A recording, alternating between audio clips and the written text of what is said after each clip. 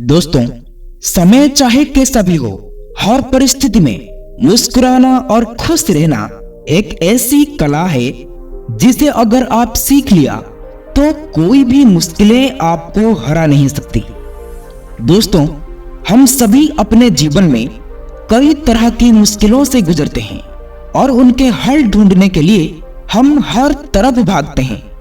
कभी किसी से उम्मीद लगाते हैं कि वो हमारी मदद करेगा, तो कभी किसी जादुई समाधान की तलाश में रहते हैं। लेकिन जब ये उम्मीदें टूट जाती हैं, तो हमारे चेहरे से मुस्कान गायब हो जाती है और बची हुई खुशियां भी हमसे दूर चली जाती है। तो दोस्तों, आज हम आपको उन तरीकों के बारे में बताएंगे जो आपकी खुशियों को वापस लाने में मदद करेंगे। तो चलिए इस प्रेरणादायक कहानी की शुरुआत करते हैं। दोस्तों, बहुत समय पहले की बात है।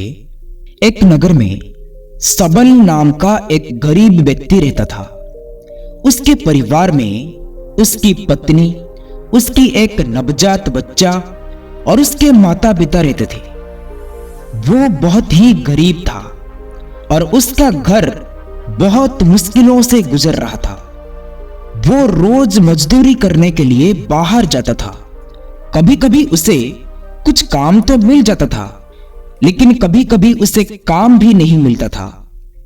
सबल पहले से ही बहुत परेशान था और तभी अचानक एक दिन उसकी मां की तबीयत बहुत खराब हो गई और तब सबल को यह समझ में आया कि आखिर उसके दुखों का कारण क्या है।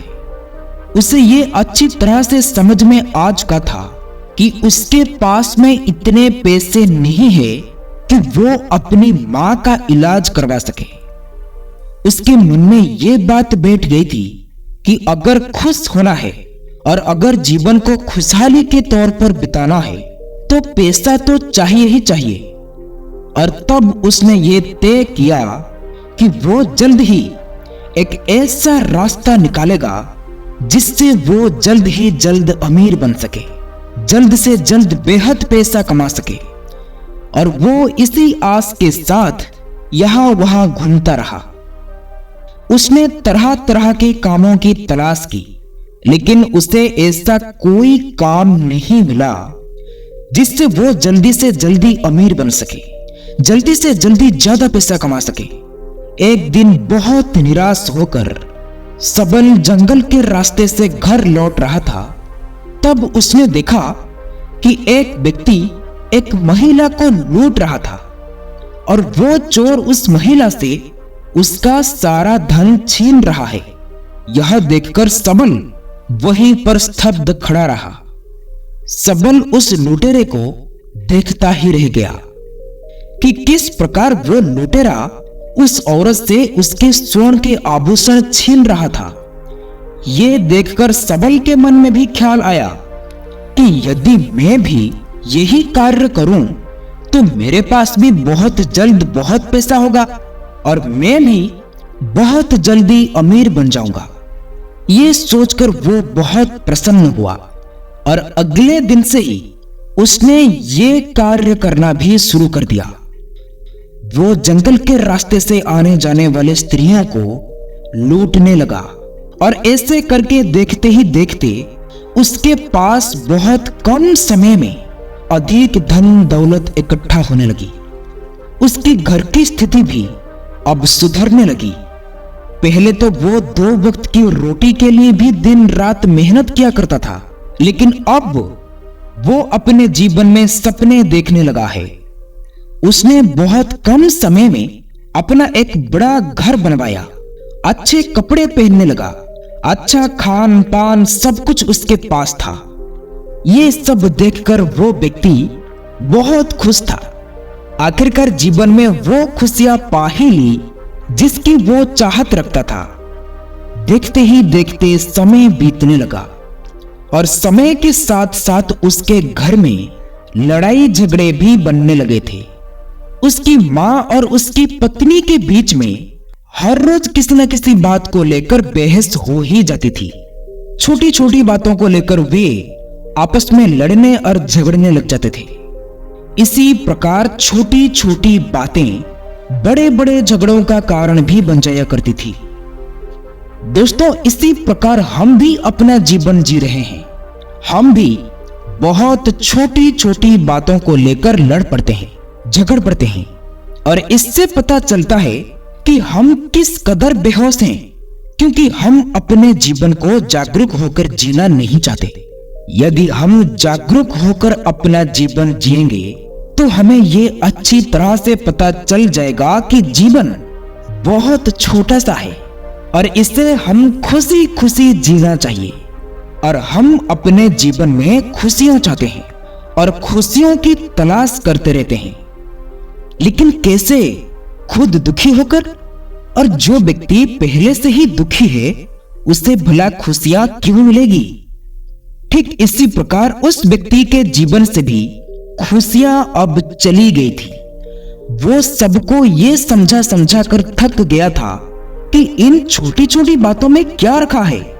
इन बातों के लिए झगड़ा करके आखिर आप लोगों को क्या मिल जाएगा? पर कोई भी उसकी बात समझ नहीं रहा था। एक दिन सुबह सुबह सबल की माता और उसकी पत्नी में अचानक यूं ही लड़ाई हो गई और दोनों आपस में झगड़ा करने लगे। और ये देखकर सबल बहुत दुखी हो गया और क्रोधित होकर घर से निकल गया।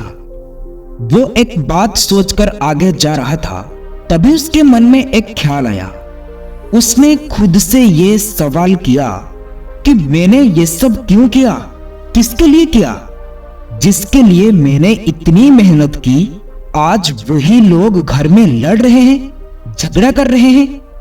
ये जो धन दौलत मैंने इकट्ठा की है, आखिर इसका क्या फायदा? जब इस धन दौलत से मुझे खुशियां नहीं मिल सकती, तो आखिर इसके पीछे भागने का क्या मतलब? इन धन दौलत में खुशियां नहीं है। इससे ज्यादा खुशी तो मैं तब थी जब मेरे पास कुछ भी नहीं था। मैं गरीब था, परंतु मेरा परिवार तो हमेशा खुश रहता था। यह सोचकर उसने तय किया वो कभी किसी को नहीं लूटेगा और आज से ही वो उस लूटपाट के कार्य को बंद कर देगा। और उसने ऐसा ही किया। अब वो कभी किसी को परेशान नहीं करता था और ना ही कभी किसी को लूटता था। वो हमेशा घर पर बैठा रहता था और धीरे धीरे देखते ही देखते उसके पास धन की कमी होनी शुरू हो गई। यहां तक कि उसका घर का सारा सामान भी अब बिकने लगा था। किंतु अभी उस गरीब व्यक्ति के मन में यह विश्वास था कि सब कुछ पहले जैसा हो जाएगा। लेकिन देखते ही देखते उसके घर के हालत बद से बदतर होने लगा। अब परिवार का हर एक सदस्य एक दूसरे पर इल्जाम लगा रहे थे, एक दूसरे को दोष दे रहे थे। यह सब तेरी वजह से ही हो रहा है। यदि तूने ऐसा ना किया होता तो आज ऐसा ना होता। दोस्तों, इस प्रकार से हर कोई एक दूसरे को ताने मार रहे थे, तरह तरह की बातें सुना रहे थे। खुशियां तो मानो उसका घर का पता ही भूल गई। और बहुत दिनों के बाद भी जब सब कुछ सही नहीं हुआ, तब वो व्यक्ति परेशान होकर घर से बाहर निकल गया ताकि वो दो पल खुशी और सुकून के साथ अपने जिंदगी बिता सके। और देखते ही देखते उसके मन में तरह तरह के विचार चलने लगे।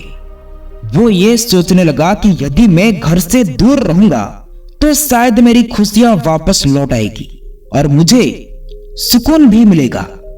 यही सोचकर वो कुछ दिनों के लिए घर से दूर रहने लगा। कुछ दिन तो उसे बहुत अच्छा लगा, मन को भी बहुत शांति मिली। लेकिन उसके बाद अचानक वो फिर से दुख में चला गया। उसके मन में तरह तरह के विचार उत्पन्न होने लगे। एक दिन सबल एक पेड़ के नीचे बैठकर सोच रहा था कि घर पर सब कुछ ठीक हो चुका होगा, अब मुझे घर को चले जाना चाहिए। वैसे भी मेरी माँ, मेरी पिताजी और मेरी पत्नी मेरी चिंता कर रहे होंगे। पता नहीं वो मुझे कहां कहां ढूंढ रहे होंगे। और मुझे तो लगता है कि सबको अपनी गलती का एहसास हो चुका होगा। दोस्तों, ये सोचकर सबल अपने घर की ओर चले जाता है। जैसे ही वो अपने घर के करीब पहुंचता है, तभी उसे एक बार फिर से लड़ाई झगड़ों की आवाज सुनाई देने लगती है। वे सभी आपस में लड़ते हुए एक दूसरे से कह रहे थे कि उसके चले जाने का कारण तू ही है, तेरी ही कारण ये सब हुआ है। दोस्तों, इसी प्रकार वे सभी एक दूसरे पर यही इल्जाम लगा रहे थे, एक दूसरे को दोष दे रहे थे, लेकिन किसी को भी उस व्यक्ति को ढूंढने की चिंता या फिक्र नहीं थी, बल्कि उन लोगों को इस बात की चिंता थी कि वो किसकी वजह से गया है। यह सुनकर उस व्यक्ति का दिल मानो टूट सा गया। वो भीतर से पूरी तरह से निराश हो गया और तभी उसकी नजर अपने छोटे बच्चे पर पड़ी, जो अपने छोटे छोटे पैरों से यहां वहां भाग रहा था और खेल रहा था, मुस्कुरा रहा था। वहां पर वो एक ही था जो वहां पूरी तरह से खुश था। उसे उन सब की बातों से कोई लेना देना नहीं था। वो तो बहुत छोटा सा था। अपने बच्चे को इस तरह से देखकर उसका मन पिघल गया, उसकी आंखों में आंसू आ गए। उसने सोचा, एक बार जाकर उसे गले लगा लेता हूं। मैं इतने दिनों से उससे दूर था, कम से कम गले लगाने से मेरे मन की प्यास तो बुझ जाएगी। लेकिन फिर भी जैसे तैसे करके उसने खुद को संभाला और रोता हुआ वहां से वापस लौट गया। और अब उसने यह निश्चय कर लिया था कि वो घर को तभी लौटेगा जब उसे सच में खुशियां मिल जाएगी। वो खुशी की तलाश में यहां वहां भटक रहा था, लेकिन उसे खुशी कहीं पर भी नहीं मिली। दोस्तों, एक दिन उसने महात्मा बुद्ध के बारे में सुना और तब उसके मन को बड़ी राहत मिली, क्योंकि उसने महात्मा बुद्ध के बारे में पहले भी बहुत कुछ सुन रखा था और वो जानता था कि बुद्ध सभी के प्रश्नों का उत्तर देते हैं, वो सभी की समस्याओं का समाधान करते हैं। जिस कारण उस व्यक्ति के मन में आशा की एक किरण जाग उठी। उसने तय किया कि वो महात्मा बुद्ध से अवश्य मिलेगा और उसने अगले दिन ही अपनी यात्रा प्रारंभ कर दी। और एक लंबी यात्रा के बाद आखिरकार वो महात्मा बुद्ध के पास पहुंचा और सबल महात्मा बुद्ध से कहता है, हे बुद्ध, मैंने सुना है आप सभी की समस्याओं का समाधान करते हैं। मैं ये भी सुना हूं कि आप कभी किसी को खाली हाथ नहीं जाने देते। तो हे महात्मा, मेरी भी एक समस्या है। क्या आप मुझे बता सकते हैं कि आखिर ये खुशी कहां मिलती है? मैं अपने परिवार के लिए खुशी ले जाना चाहता हूं। मैंने खुशी की तलाश कहां कहां नहीं की। मैं यहां से वहां भटकता रहा, लेकिन अब तक मुझे खुशी का कोई पता नहीं मिला। एक अरसा बीत चुका है, मेरे घर में रोज झगड़ते ही रहते हैं। खुशी का तो मानो नामो निशान तक नहीं है। दोस्तों, महात्मा बुद्ध ने सबल की सारी बातें ध्यानपूर्वक सुनी और उसके बाद वो सबल से कहते हैं, भंते, मेरी भी एक चीज खो गई है। अगर तुम उसे मुझे खोजने में मेरी मदद करोगे तो मैं तुम्हारी खुशियों को अवश्य ही तुम्हें खोजकर दे दूंगा।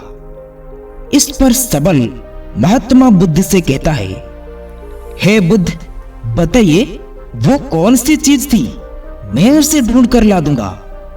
दोस्तों, इस पर गौतम बुद्ध कहते हैं, भंते, एक छोटे से बच्चे ने मुझे एक छोटा सा सफेद पत्थर दिया था और वो पत्थर उस बच्चे को बहुत प्यारा था और उसने अपनी सबसे प्यारी चीज को मुझे भेंट की थी और वो मेरे लिए बहुत कीमती था।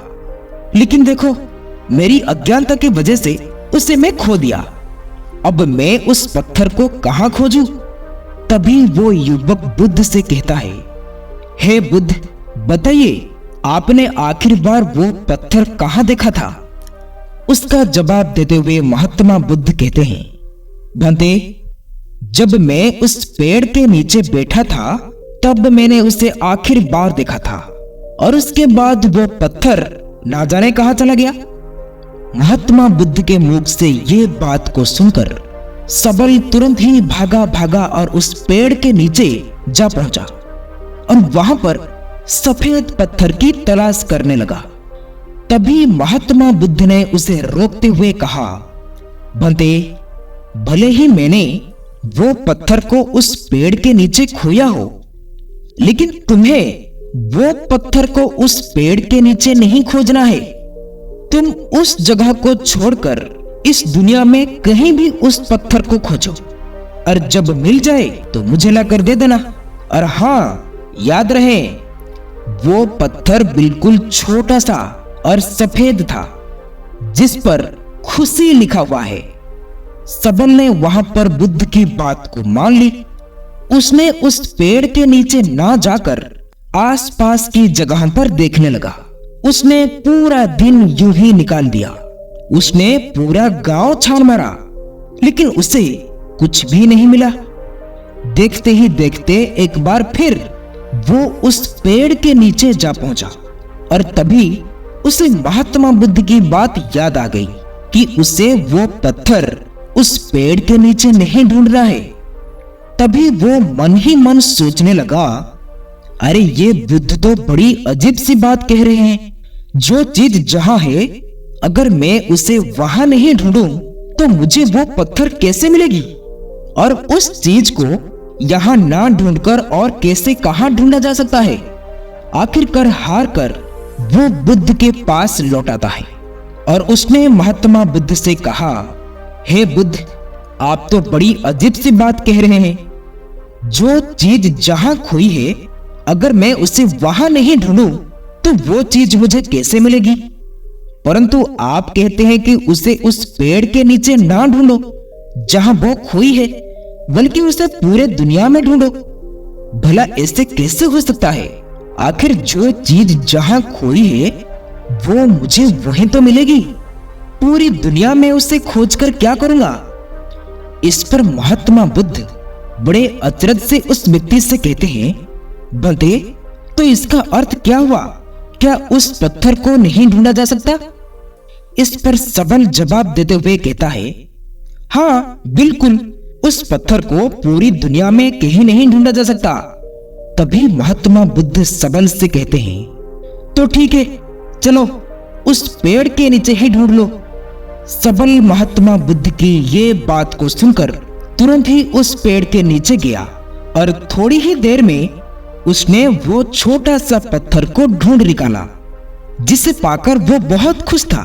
उसे लेकर सबल महात्मा बुद्ध के पास आया और वो पत्थर महात्मा बुद्ध के हाथों में रखते हुए उसने महात्मा बुद्ध से कहता है, हे बुद्ध, लीजिए, मैंने आपका पत्थर खोज लिया। अब आप मुझे मेरी खुशियां ढूंढ कर दीजिए, जैसे कि आपने मुझे वचन दिया था। यदि मैं आपका पत्थर ढूंढ लूं तो आप मुझे मेरी खुशियां ढूंढ कर दे देंगे। दोस्तों, इस पर महात्मा बुद्ध मुस्कुराने लगे और सबल से कहते हैं, भंते, मैं तुम्हें कब से तुम्हारी खुशियां ही तो लौटाने का प्रयास कर रहा हूं, क्योंकि जो चीज जहां खोई है उसे वहां ना ढूंढकर यदि हम उसे पूरी दुनिया में ढूंढें तो वो हमें कहीं नहीं मिल सकती। उसे तो हमें वहीं पर खोजना पड़ेगा जहां वो खोई है।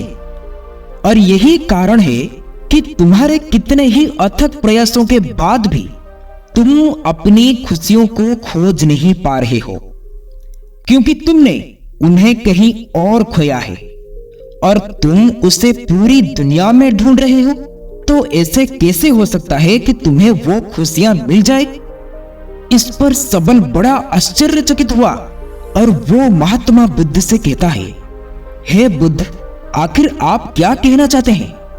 क्या आप ये कह रहे हैं कि मैंने अपनी खुशियां कहीं और खोई है? तो आप ही मुझे बताइए कि आखिर मैंने अपनी खुशियां कहां पर खोई है और मुझे क्यों नहीं पता कि वो कहां पर है। दोस्तों, सबल की आवाज सुनकर महात्मा बुद्ध अपने स्थान से खड़े हुए और सबल का हाथ पकड़कर उसे एक छोटे से पेड़ के पास ले गए और फिर सबल से कहते हैं, भंते, क्या होगा अगर मैं इस पेड़ के सारे तनों को काट दूंगा? क्या ये पेड़ वापस खड़ा नहीं होगा? इसका जवाब देते हुए सबल कहता है, हे बुद्ध, आखिर वो पेड़ क्यों नहीं खड़ा होगा?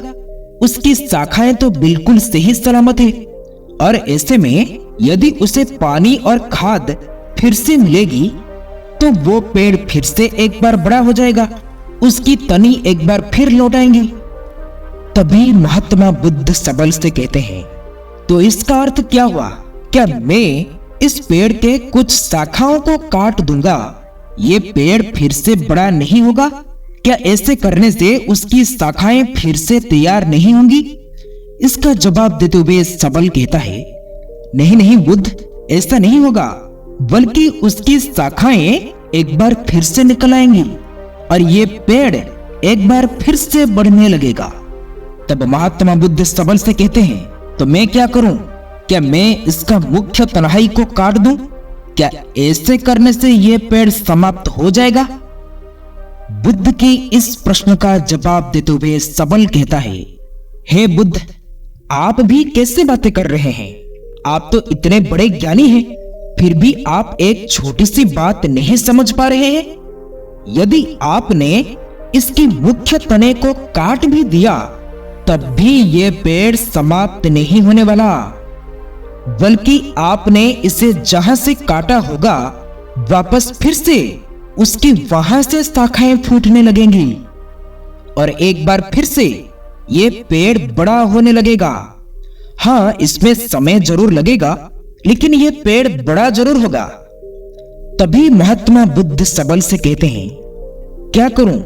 आखिर इस पेड़ को मैंने समाप्त कैसे करूं? तुम ही मुझे बताओ, तुम ही मेरा मार्गदर्शन करो। इसका जवाब देते हुए सबल कहता है, हे बुद्ध, इसकी धरती के भीतर इसके जो जड़ें मौजूद हैं वो इस पेड़ को संचालन कर रही है और यह निर्धारित कर रही है कि ये पेड़ ऊपर से कैसा दिखाई देगा, उसका आकार कैसा होगा, उसकी मजबूती कितनी होगी। जब तक उस जड़ को समाप्त नहीं किया जाएगा तब तक ये पेड़ वापस धरती के ऊपर निकलेगा ही निकलेगा। सबल की आवाज सुनकर महात्मा बुद्ध मुस्कुराने लगे और सबल से कहते हैं, ये तो तुमने बिल्कुल ठीक कहा। जिस प्रकार इस पेड़ की जड़ें धरती के भीतर है, इसी प्रकार मनुष्य की जड़ें भी उसके ही भीतर है।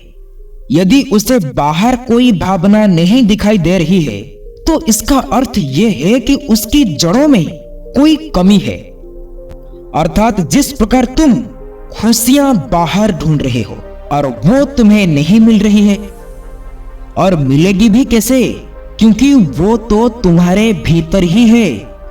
जब तक तुम भीतर से खुश नहीं रहोगे तब तक बाहर की किसी भी चीज में तुम्हें वो खुशी नहीं मिलेगी।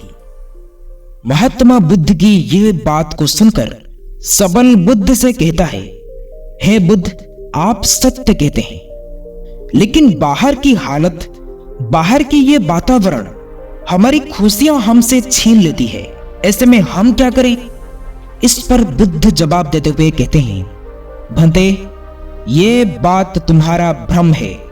इस पेड़ को देखो, एक समय ऐसा भी आता है जब इस पेड़ के सारे पत्ते गिर जाते हैं और फिर एक समय आता है जब इस पेड़ पर हरे भरे नए नए पत्ते आते हैं और ये प्रक्रिया निरंतर चलती रहती है। और इससे तुम ये समझ सकते हो कि बाहर की स्थितियां केवल कुछ समय के लिए परिवर्तित जरूर होती है, परंतु वो भीतर की उस शक्ति को और भीतर की उस परिस्थिति को बाहर आने से रोक नहीं सकती। सच्ची खुशी तुम्हारे भीतर ही है। फिर चाहे परिस्थितियां कैसे भी हो, क्यों ना हो, फिर चाहे तुम पर दुखों का पहाड़ ही क्यों ना टूट पड़े, तुम उन परिस्थितियों में खुशियां ढूंढ ही लोगे। तुम्हारे चारों तरफ खुशियां ही खुशियां हैं। केवल अपने भीतर झांको, अपने अंतर आत्मा में अपनी खुशी को ढूंढो। इस पर सबल महात्मा बुद्ध से कहता है, हे बुद्ध, आप जो कह रहे हैं वो बिल्कुल सत्य है, लेकिन मैं अपनी अंतर आत्मा में खुशी कैसे ढूंढ सकता हूं? मुझे तो अपने भीतर उतरना आता ही नहीं। उसका जवाब देते हुए महात्मा बुद्ध सबल से कहते हैं, जब तुम किसी को लड़ते या झगड़ते हुए देखते हो तो तुम्हें कैसा लगता है? इसका जवाब देते हुए सबल कहता है, हे बुद्ध, मुझे बहुत बुरा लगता है। मेरा मन तो कहता है कि मैं वहां से कहीं दूर चले जाऊं। तभी महात्मा बुद्ध सबल को एक और प्रश्न करते हुए कहते हैं, अच्छा, जब तुम किसी को प्रेम भरे बातें करते हुए देखते हो तब तुम्हें कैसा लगता है? इसके जवाब देते हुए सबल कहता है, मुझे तो ऐसा लगता है कि मानो स्वर्ग यहीं पर है। महात्मा बुद्ध सबल से कहते हैं, भंते, यही तो कारण है जो तुम्हारे अंतर मन में परिवर्तन ला रहा है। इसलिए यदि तुम चाहते हो कि तुम्हारा अंतर मन परिवर्तित हो जाए तो तुम बाहर की चीजों से संबंध खत्म कर दो।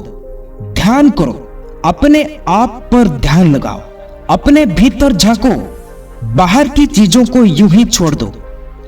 बाहर की चीजों से यदि सहायता लेनी है तो ऐसी संगत करो जो तुम्हें तुम्हारी भीतर झांकने में मदद करे, ध्यान करने में तुम्हारी मदद करे, तुम्हारे भीतर उतरने में वो तुम्हें सहायता करे। अच्छे लोगों और अच्छे विचारों की तरफ आगे बढ़ो। भूतकाल में जो हो चुका है उसे छोड़ दो। इतना कहकर बुद्ध शांत हो गए और सबल बुद्ध की हर एक उद्देश्य का पालन करना शुरू करता है और देखते ही देखते केवल कुछ ही दिनों में उसका मन शांत होने लगता है। वो अपने चारों ओर खुशियां महसूस कर पाता है।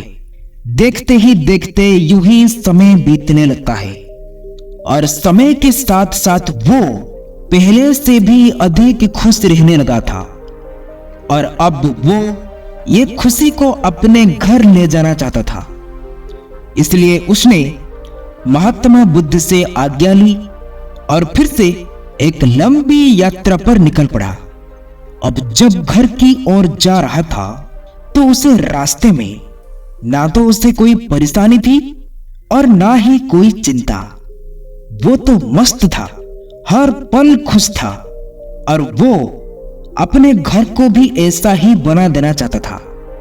उसे अपने बेटे के छोटे छोटे चलते हुए कदमों की याद आ रही थी। वो सोच रहा था कि घर जाकर उसे गले लगा लूंगा। दोस्तों, ये सारी बातें सोचकर वो मस्त होकर आगे बढ़ रहा था। जैसे ही वो नगर की सीमा में प्रवेश करता है तभी उसे एक व्यक्ति पहचान लेता है। उसने पहचान लिया कि वो वही व्यक्ति है जिसने उसके साथ लूटपाट की थी और उस दौरान उसके साथी की मृत्यु भी हो गई थी। उसने तुरंत ही उस व्यक्ति को पकड़ लिया और राजा के सामने पेश किया। जब राजा ने उस व्यक्ति से उसके अपराधों के बारे में पूछा तो उसने वो सारे अपराध खुशी खुशी स्वीकार कर लिया। राजा ने तुरंत ही उसे मौत की सजा सुना दी, उसे फांसी पर लटकाने की सजा दे दी। और जब उसकी आखिरी इच्छा पूछी गई, इस पर वो व्यक्ति कहता है, हे राजा, मुझे बस मेरे बच्चे से एक बार मिलना है। मैं उसे एक बार गले से लगाना चाहता हूं। उसके बाद ही मैं मृत्यु को खुशी खुशी प्राप्त कर पाऊंगा। राजा ने सबल की बात को मान ली और तुरंत ही उसके घर पर सूचना दे दी गई। उसके घर वाले बच्चे को लेकर वहां पर पहुंच गए। उसके सभी परिवार वाले रो रहे थे, बिलख रहे थे लेकिन वो खुश था। उसने अपने बच्चे को देखा और उसने तुरंत ही उसे उठाकर गले लगा लिया और उससे चूमने लगा। और वो अपने पुत्र से कहता है, हे पुत्र, अब तुम ही हो, तुम्हें ही सबका ख्याल रखना है, सबका ध्यान रखना है। तभी वो बच्चा रोते हुए अपने पिता से कहता है, पिताजी, आप कहां थे? मैं आपको कितने दिनों से ढूंढ रहा था, मैं आपका कितना इंतजार कर रहा था, लेकिन आपने मुझसे मिलने के लिए कभी नहीं आए। लेकिन अब मैं आपको कहीं नहीं जाने दूंगा। दोस्तों, अपने पुत्र की मुख से ये बातें सुनकर उसकी आंखों से आंसू आ गए और जाते जाते वो अपने परिवार वालों से कहता है, ये जिंदगी खुशियों से भरी है, छोटी सी है, लेकिन इसमें चारों तरफ केवल खुशियां ही खुशियां हैं।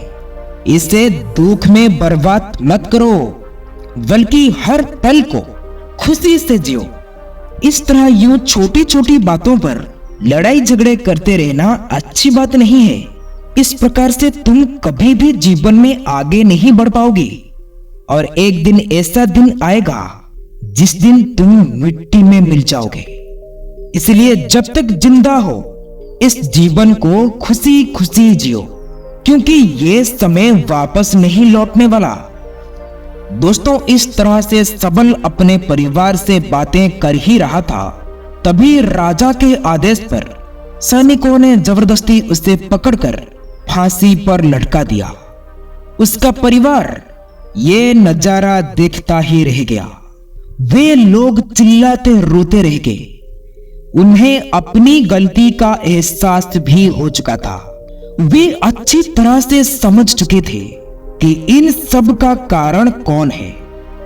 दोस्तों, आप में से हर कोई अपने जीवन में बहुत भाग्यशाली है, क्योंकि आपको इतना कीमती जीवन मिला है।